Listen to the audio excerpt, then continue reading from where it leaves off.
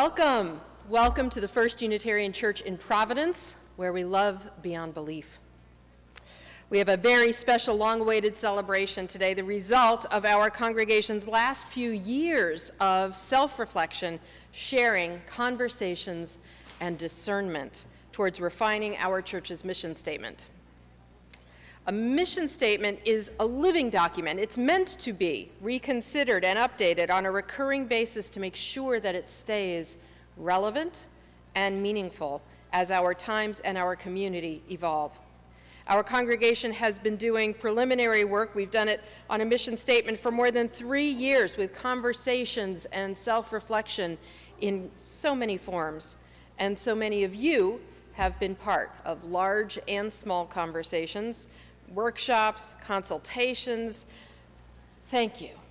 Thank you for the time and the care, the thought and the spirit you have brought to this process. Many thanks also to the Mission Statement Task Force, which was charged with taking all the wisdom and honesty and aspiration you contributed, pages and pages and pages of text and notes, years and years of input, and working together to distill it into a mission statement, an almost impossible task that they have nonetheless brought home so beautifully. Beth Armstrong, Elizabeth Allsworth, Sina Pounder, Peter Larman, Joe Fissler. They are all here together this morning to share the results of their labors as well as their own reflections on this mission statement and its meaning.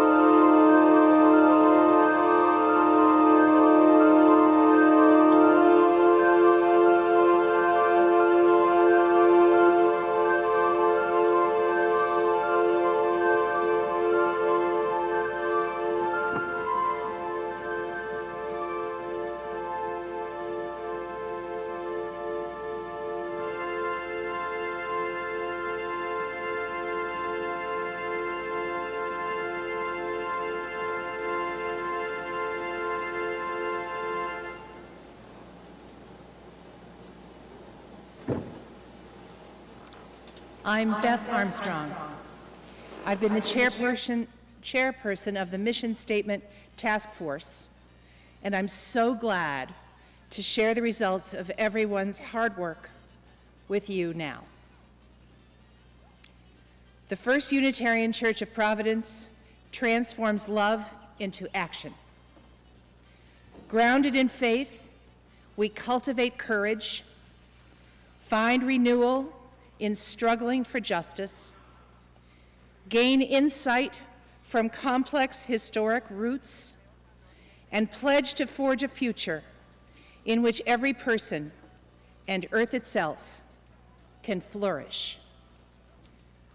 We welcome and honor a rich diversity of religious backgrounds, races, cultures, ages, abilities, economic circumstances, sexual and gender identities. We rejoice in the creations of artists, musicians, scientists, and all thinkers. We confront racism in ourselves and work to uproot institutionalized white supremacy. We rise to meet the challenge of climate change so that all may thrive on a healthy planet.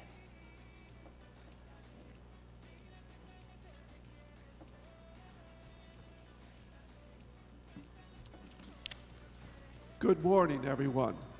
I am Tim Burns, and this is Carolyn Salmon. Please join us in today's chalice lighting.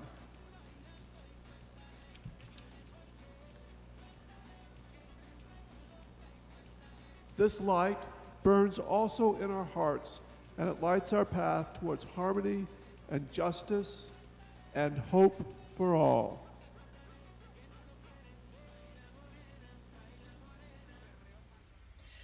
This is the sound of one voice, one spirit, one voice, the sound of one who makes a choice. This is the sound of one voice. This is the sound of one voice. This is the sound of voices too. The sound of me singing with you, helping each other to make it through. This is the sound of voices too.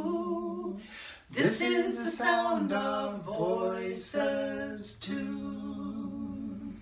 This is the sound of voices three, singing together in harmony, surrendering to the mystery. This is the sound of voices three.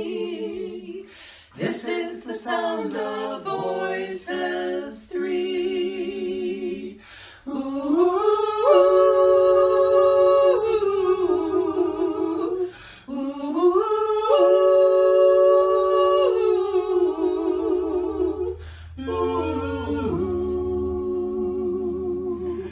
This is the sound of all of us, singing with love and a will to trust.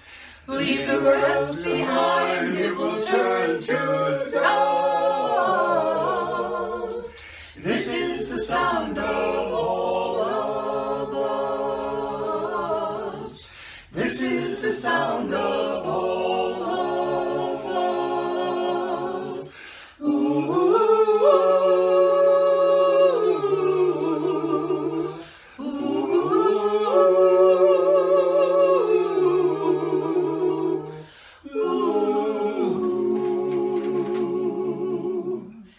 this is the sound of one voice, one people, one voice, the song for every one of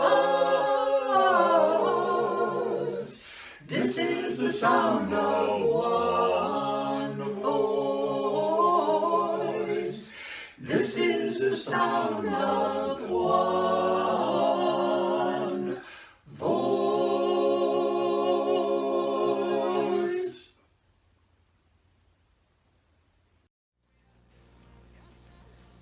A mission statement isn't just some gratuitous saying that is written simply for its own sake. Not if it's done right, anyhow. If it's done right, it serves as a definition of your church. It states in a handful of words why your church exists in the first place. If no mission is defined, there is a vacuum. If there is a vacuum, then all the individuals in that organization will make decisions based only on their own individual mission. Even if the church's mission is defined but not emphasized, the same thing is likely to happen. Decision-making isn't oriented toward common goals, and people just look at the mission as some saying that hangs on a wall. Churches require a mission statement to serve as true north, an established reference point for every decision that is made, a reference point that paradoxically frees rather than restricts the work of the church. It frees the people to lean more into the priorities that are shared and explicit, to work in a deeper and more aligned way together towards what matters most to them. This kind of focus makes the church a more powerful agent for goodness and collaboration, less likely to be subject to individual agendas or distracted from foundational commitments by short-term issues that inevitably arise from time to time. Mission is not a tool for control, it's a lens for empowerment and focus. It can't include every person's exact priorities exactly as they would each express them. But if the will and priorities and particular identity of the congregation has been heard and represented in the mission statement, if the mission statement is consistent with the overall values and spiritual urgencies of its people, then it will be a potent asset for the church on its journey. I am Elizabeth Ulsworth, part of the Mission Statement Task Force. The First Unitarian Church of Providence transforms love into action. Grounded in faith, we cultivate courage, find renewal in struggling for justice, gain insight from the complex historic roots, and pledge to forge a future in which every person and Earth itself can flourish. So, grounded in faith. As a church community, we are first grounded in faith as a gathering of people with many different faiths and living spiritual traditions. We come together to seek truth and meaning first. We cultivate courage. First U cultivates courage both on the individual faith journey as well as in a larger justice efforts.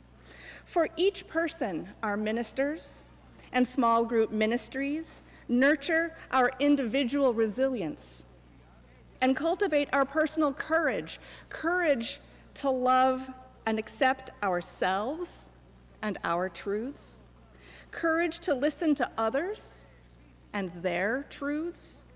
Through our 7 principles, we are fiercely committed to wholeness and justice, healing you when you need it, healing me when I need it, so that we are heard and supported, faith and courage.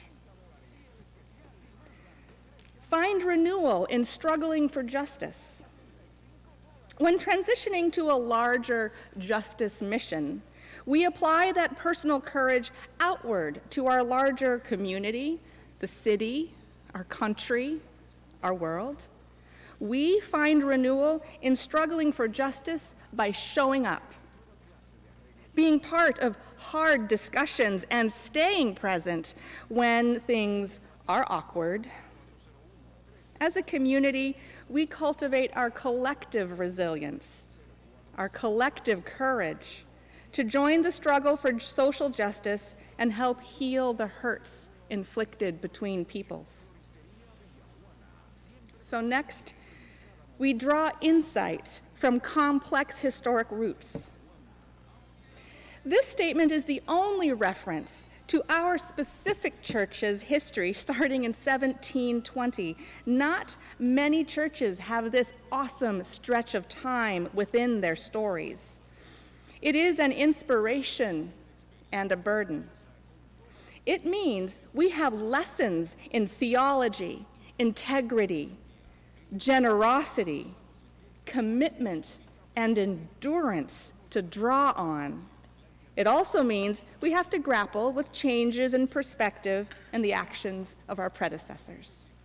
However, this history is a feature of our community, our buildings, and our bell. Lastly, pledge to forge a future in which every person and earth itself can flourish.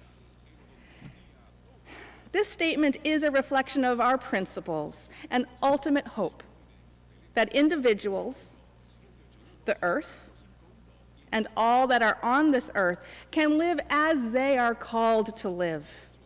And it's more than survival, that they may flourish. There is so much in this mission statement, so much spirit, so much faith, so much hope, most of all, so much first you-ness. This sounds like us. It sounds like what first youers have said to me since I was first with you for candidating week, some number of years ago now. It sounds like what I have heard you say to each other in community conversations and retreats and brainstorming sessions and PRUCOM meetings. It is the priorities, experience, identity that you have lifted up and that are imbued in this church from its sturdy foundation right up to the highest aspiration of our steeple, and the weather vane that always shows us which way the wind is blowing, but is never blown off its own direction and purpose.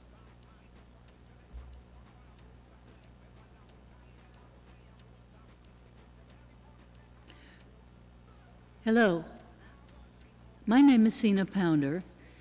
We welcome and honor a rich diversity of religious backgrounds, races, cultures, ages, abilities, economic circumstances, sexual and gender identities. So I think to myself, of course we do. We ourselves can identify with several of those groups, and we're encouraged to share our stories within this First Unitarian spiritual home. In my own experience as a child of immigrants and not a fast learner in school, not much was expected of me. I was told I would not be college material. I was lucky to have been born into a middle-income family, so I wore hand-me-down clothes and shoes through high school, and that college I should not have qualified for. The truly hateful, frightening, and lethal effects of the other injustices must affect all our lives. What will we be able to do to make the change we need and want to transform love into action? Here, each one of us can be a seeker, where we are challenged to consider the biases that we individually have experienced in our own lives and what effect they had on us or our family members. At the same time, we will challenge ourselves to face the biases we have accumulated throughout our lives, as each is seen through the eyes of those who are willing to teach us the harm prejudice has done to them or their loved ones. Here, At First Unitarian, I am welcome. You are welcome. If we feel called by this faith and this church, we are welcome. Amen, Sina. Yes, this is our spiritual home and we all belong. That is the affirmation that Unitarian Universalism teaches and that we seek to live out and learn from on an ever-deepening journey here at First Unitarian. Or, as the great Unitarian preacher and theologian Francis David put it hundreds of years ago, we need not think alike. We need not think alike to love alike. We can take comfort that as much of a hot mess as these times we are in are, and they unquestionably are, there have been crazy, turbulent, aggressively divided times before. One of them was just exactly when that great Unitarian preacher, Francis David, made that declaration hundreds of years ago in Europe as Catholicism and Protestantism were duking it out. And even within Protestantism, different upstart factions were all competing for leadership and control. Lives were on the line. Francis David lost his life because his side lost one of those conflicts.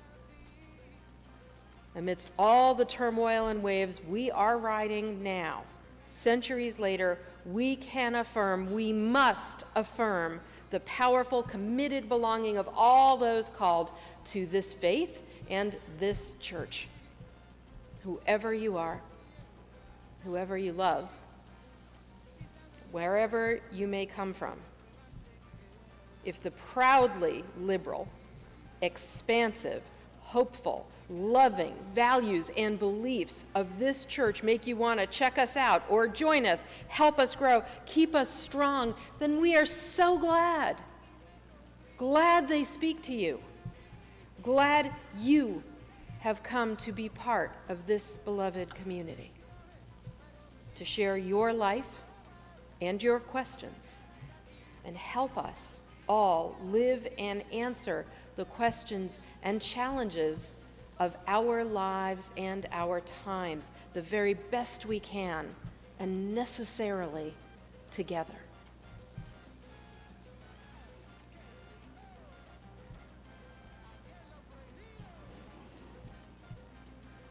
One of the ways we transform love into action here at First Unitarian is by witnessing the joys and sorrows that connect us.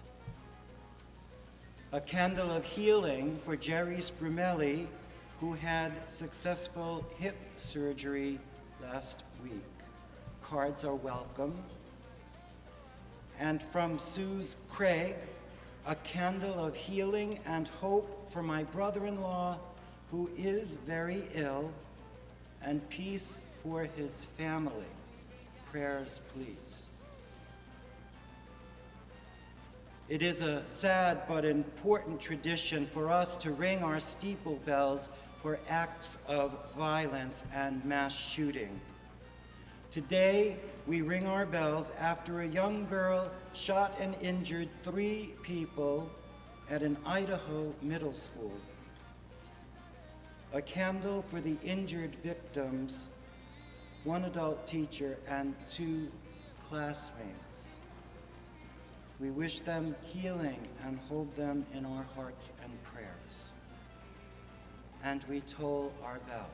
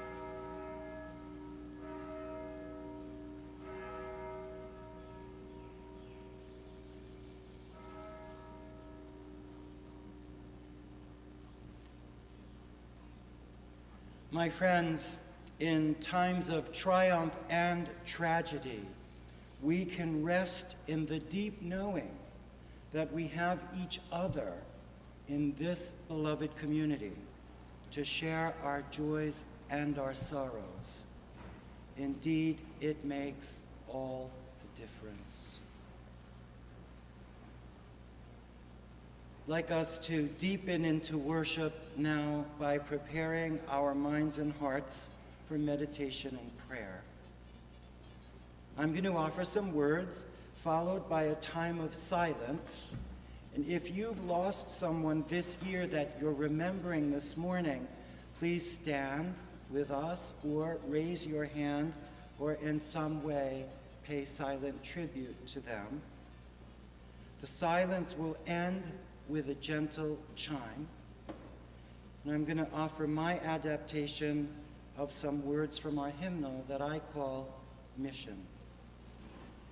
Before that, I invite you to relax and settle into your seats and to take a deep breath with me.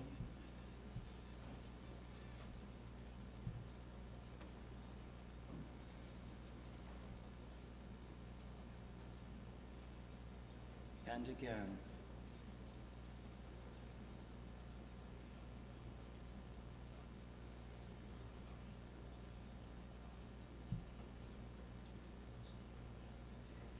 Step by step, the longest march can be won, can be won.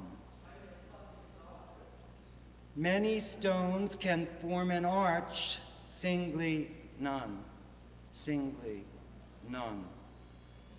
In diversity we rejoice, greater fun, greater fun. A choir sings with every voice, singly none, singly none. And by union what we will can be done, can be done. Drops of water turn a mill, singly none, singly none. Amen.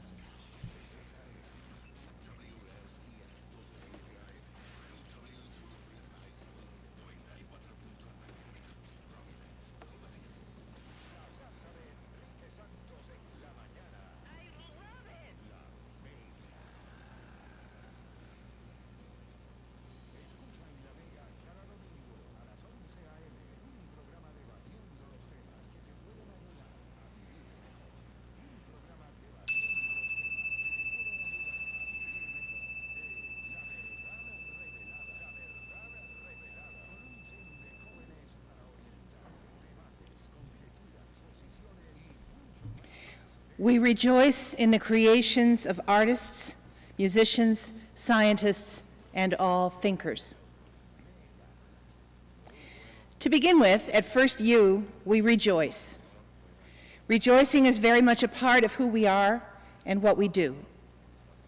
We're not shy about finding things that deserve rejoicing. We seek them out, we hold them up. We're particularly blessed with the creations of artistic people. We have our own art gallery, showing works of our own members and also friends of the church.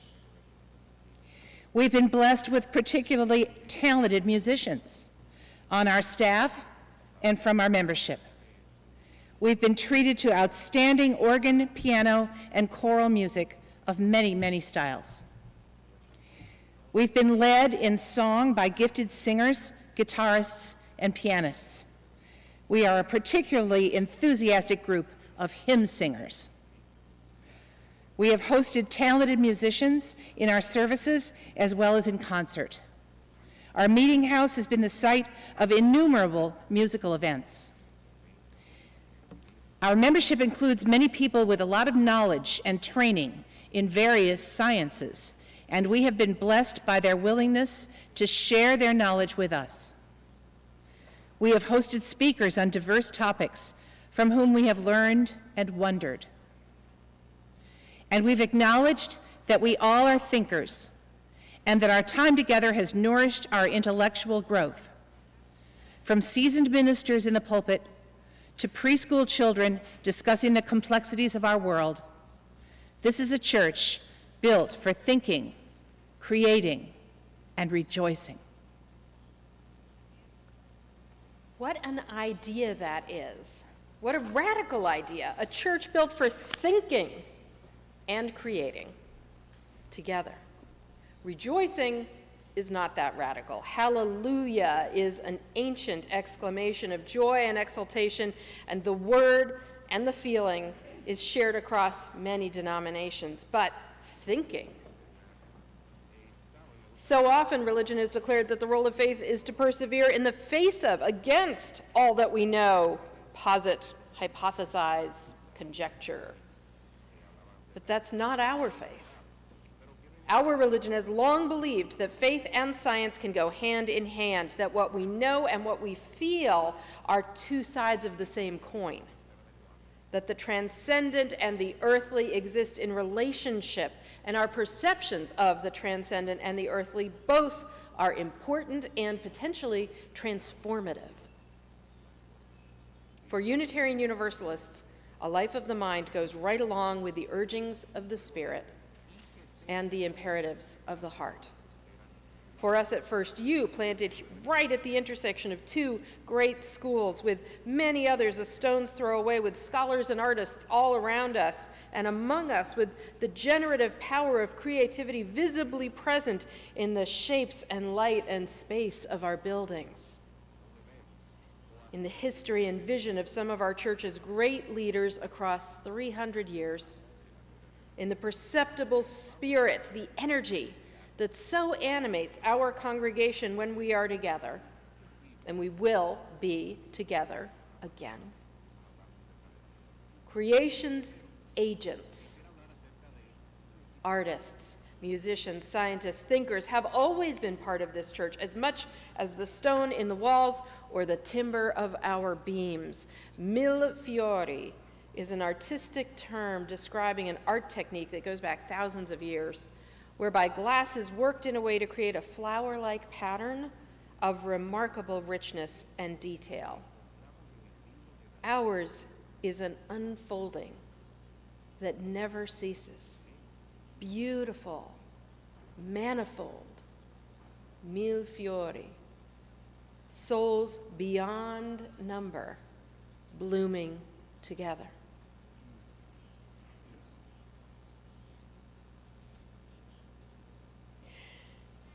This is the time for our offering, our opportunity to practice the generosity that we all believe in, that we all aspire to be as generous as we can be with our lives, with each other, with ourselves.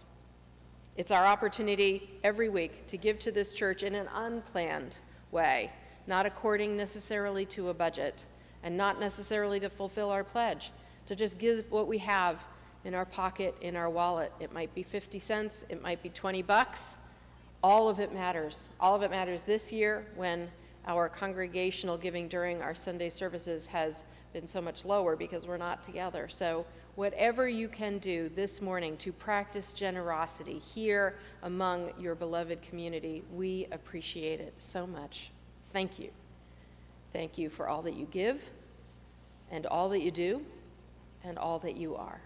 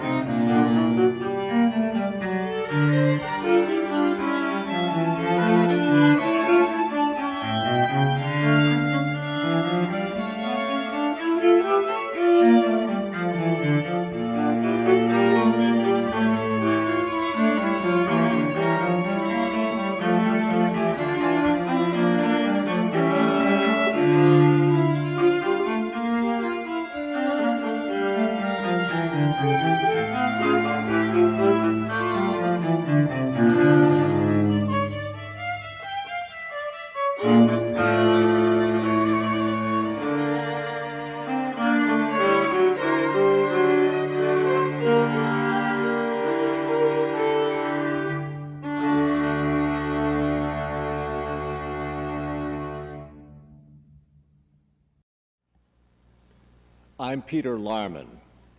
From the mission statement, we confront racism in ourselves and work to uproot institutionalized white supremacy. Over several years, there's been a rich conversation and serious soul-searching here at First U over the urgent need to confront issues of race and racism, and yes, to hold up a mirror to ourselves where this fraught subject is concerned.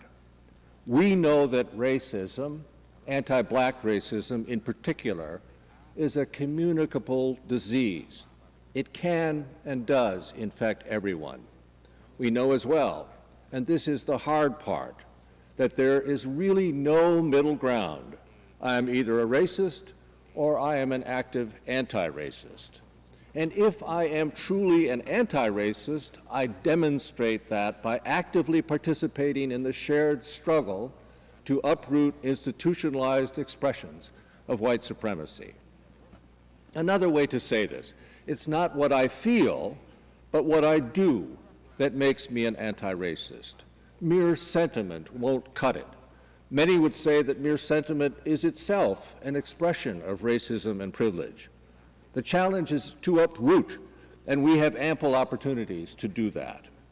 We have only to look at the horrific inequities exposed in the pandemic to see how white supremacy has left its ugly imprint on our healthcare system, on the labor market and the housing market, on banking and finance and insurance, on public education, and on our institutions of higher learning.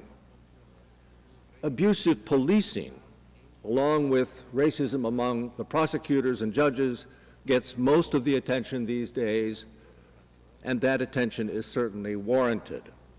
But institutional racism is everywhere we choose to look, right here in Rhode Island, and it is deeply embedded.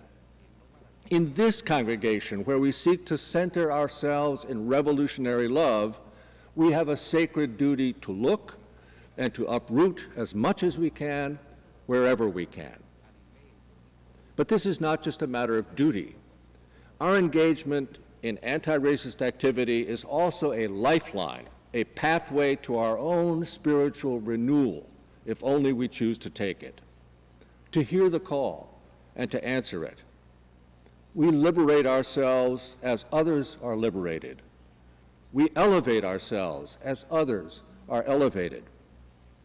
For those of us who view their white privilege as more of a burden than a blessing, there is a sure way to lay that burden down. That way is to do the work with passion, with joy, and with gratitude. Without question, racism and our understandings around racism are the defining human challenges of our time. Now we see as never before how pervasive, potent, and permeating racism really is in our nation, in our state, among us, in this church, within each of us, howsoever much we hate it, how present it is, even in our systems that abjure it, even in ourselves as we abjure it. Now we see how twined it is not only into laws and law enforcement, but everything: immigration policy and education opportunities, so-called urban renewal, popular music, classical music, challenges to democracy, intersections with sexism and religious bias and warfare, employment practices and mental health and medical ethics. And what we see and what we expect and how we behave and what we believe. We are alive to truths we couldn't have believed just decades ago. We see perhaps for the first time that uprooting racism's sturdy vines and countless twining tendrils, even just racism's numberless seeds, as elusive and infectious as they are like the parachuted seeds of a dandelion clock. Sometimes this work is joyful and freeing. Sometimes it is thoughtful and deepening. Sometimes it is painful and exhausting.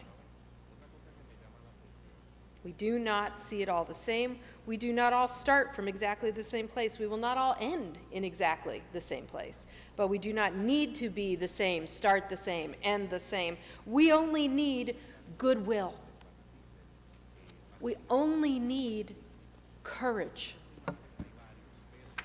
We only need compassion for ourselves and each other, for the hardships along the way, for the mistakes and the lessons we will inevitably encounter along the way, for the care and nurture we will all need from each other along the way, regardless of each other's race and identity and history.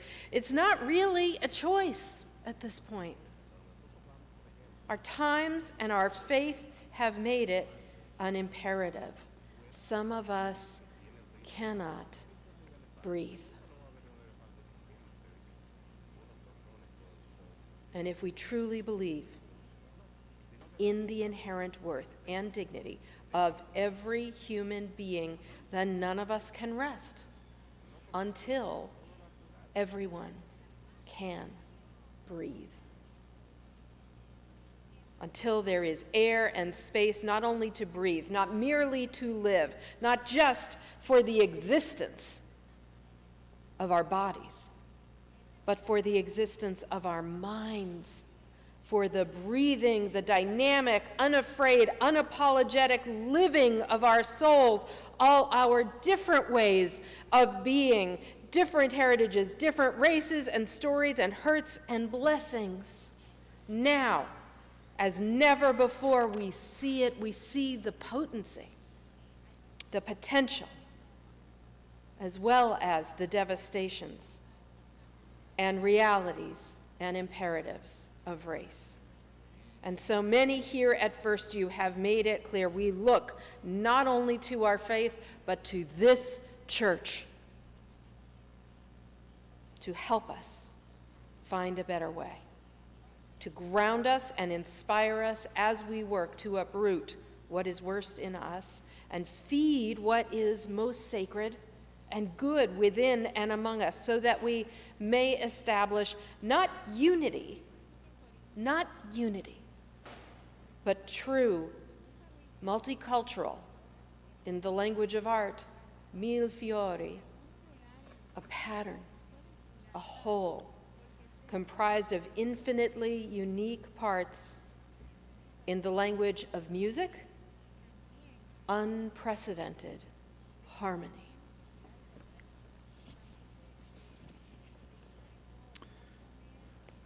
I'm Joe Thistler, and from our mission statement, we rise to meet the challenge of climate change so that all may thrive on a healthy planet. Scientific evidence shows unequivocally that human activity is taking a devastating toll on the natural world. From wildfires in the West to rising sea levels along the eastern shores to increasingly severe weather patterns, climate change is affecting all of us.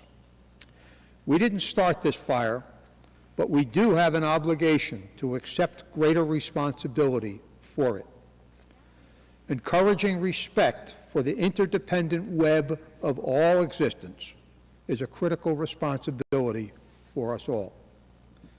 Our new mission statement points us in the right direction at just the right moment.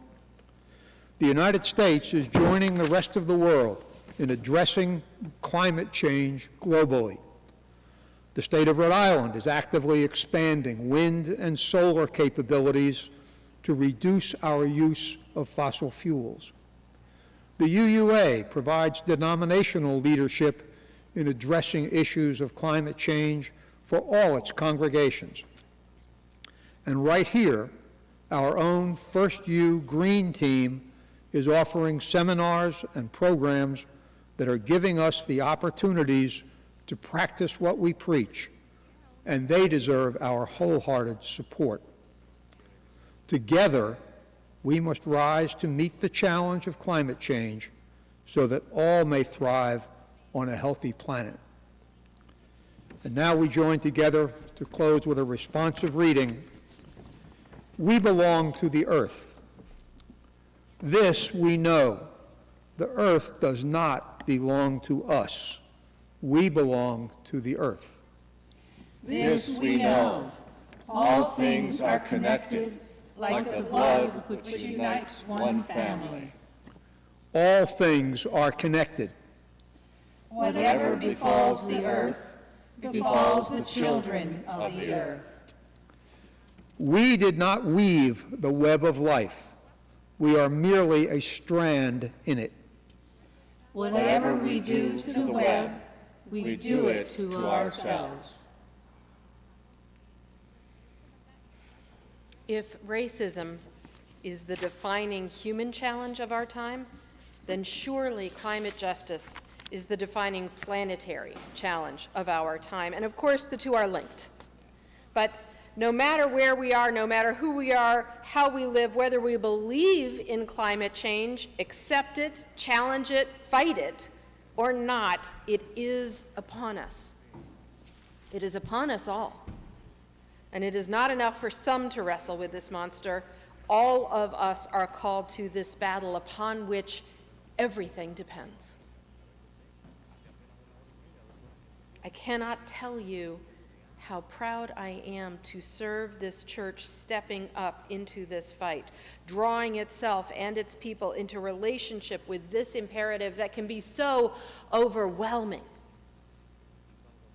It would be so easy to leave it for others, to simply hope for the best, to comfort ourselves with that 14th century axiomatic prayer of the great English mystic and theologian Julian of Norwich, that all will be well, and all will be well, and all manner of things will be well. Julian was an anchorite. She was a nun who lived in permanent, deep seclusion, often within a single room, really a cell, but also within the larger precinct of a larger church. And we don't know much about Julian of Norwich, but we know that she didn't arrive at her faith in an ultimate wellness for all things out of naivete. and not even out of her exceedingly sheltered living. Within Julian's lifetime, over half the people in her city of Norwich died in epidemic waves of bubonic plague, the Black Death, as it was known then. Also during her life, Norwich was overwhelmed by a peasant revolt and was later the center of a religious uprising that led to many being burned at the stake in punishment. Turmoil and profound suffering were all around her, and she had to have known of all these events, these torments from which people were suffering and dying in massive numbers, including people with ties to her faith community. Julian's affirmation that all manner of things could still possibly be well in the face of such devastation was not ignorance. It was courage. It was not denial. It was heart. It was not superficiality. It was resilience. It was hope. It was faith. For we who live not, the past year notwithstanding, who live not in seclusion all our lives, for whom the mark of our faith lies not in withdrawal from the world, but engagement with it, not in hope of a heaven next time around, but in determination to wrestle with and respond to this world this time around, Julian's declaration reminds us of our power to act and react to the challenges of our day. We too are confronted now with devastation, with ills beyond our capacity to cure, with waves of chaos and hardship that overwhelm us. But the history of humankind and the history of religion is marked by as much fulfillment as by overwhelm or betrayals, as much by miracles as by disasters. We are not a powerless people. We are not a powerless people. We have just reaffirmed, reminded ourselves with this mission statement, recommitted ourselves with this mission statement that comes from all of you. We are informed, creative, dynamic, committed, grounded, courageous, renewed, insightful, loving, faithful, and we see no option to throw up our hands at the fate of our planet or our people or any people. We have only the choice to do all we can and the choice to believe in ourselves, our agency, our power to make a difference. That is what this mission statement gives us now. Belief in our agency to join with others to make an even greater difference. Our capacity, called by our faith, called by our mission. This is the sound of all of us. A song for every one of us. Called by each other to rise to these days and shape them into something better, something new, something worthy of that divine spark that lies within each of us, that lies within all, that tells us that beauty and hope and fulfillment and wisdom and love most of all, belong to each of us. They are the proof of our humanity. And they are the tools for heaven. They are the tools for heaven right here on this earth, among us, this beautiful, beautiful earth. Amen.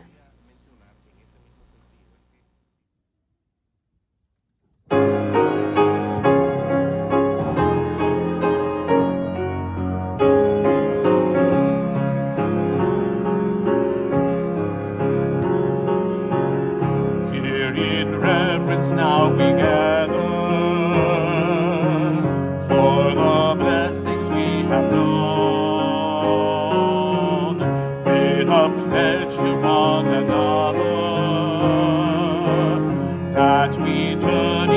not alone.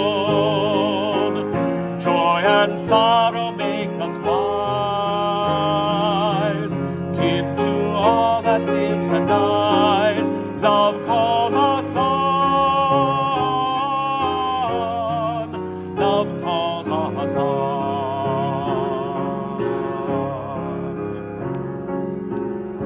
Words and deeds of those before us, waken here to keep us strong. Bless our voices in the chorus of creation's living song. Courage bids us lift our eyes upward to the shining skies. Hope calls us on. Hope calls us on.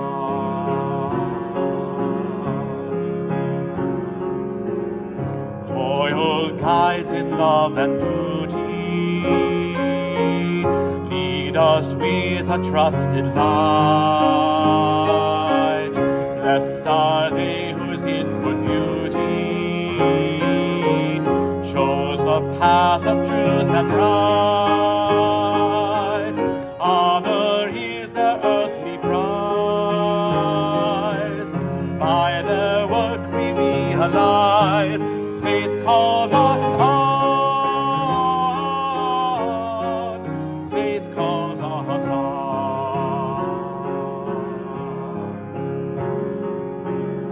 We have shared a radiant hour when the truth has made us free, and the Spirit's gracious power dreamed of good that yet shall be. Light the path before us lies. Joyful pilgrims now we rise. Life calls us on. Life calls us on.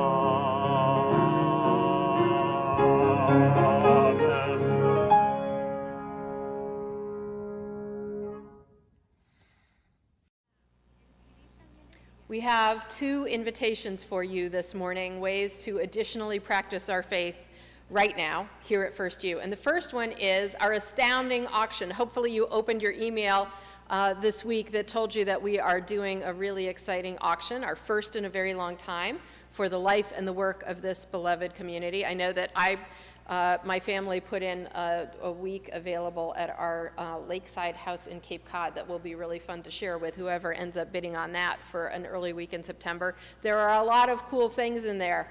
It is really fun to see what we've put forward and offered to share with each other. So make sure you check it out. Make sure you familiarize yourselves with how to do the bidding and get engaged in it. And it'll be really fun to be doing that with each other together and in support of our community. Speaking of which, my second invitation, the commitment drive. We're really, really coming down to the wire now. We are almost done. We're having to put together very, very shortly a final budget for the coming year, and we are depending on your pledges. The folks who are outstanding at this point, well, you are outstanding because you're mostly all really longtime members who have done a great deal for this community, and you're also people whose pledging has been incredibly consistent. And so we figure that you figure that we already know more or less what you're going to pledge because you're always there for us. And we are, at this point, kind of counting on it, but that's not a really comfortable place to be. You know, it's like driving your car and not knowing when the gases were going to run out and being like, yeah, it's got really good mileage, so we're probably fine. But it's a pretty uncomfortable way to go, especially when things like staff salaries are riding on making sure we have enough gas for the car. So please, for all of you who are some of our most dependable, committed members in this congregation who are thinking, yeah, they know what I'm going to do, it's probably fine, we really need to hear from you. Please, please go ahead and respond to the emails, the phone calls, the letters, the postcards, all of the outreach that has happened. And just go ahead and finish that up for us so that we can really finish this year strong. We've done so much. There's been so much great year. We really want to end as strongly as we have felt our love and commitment for this church all year long. Thank you. The earth itself can flourish. Pledge to forge a future in which every person gain insight from complex historical roots, and grounded in faith, we cultivate courage. Find renewal in struggling for justice. The First Unitarian Church of Providence transforms love into action. We carry the flame of peace, love, and hope until we meet again.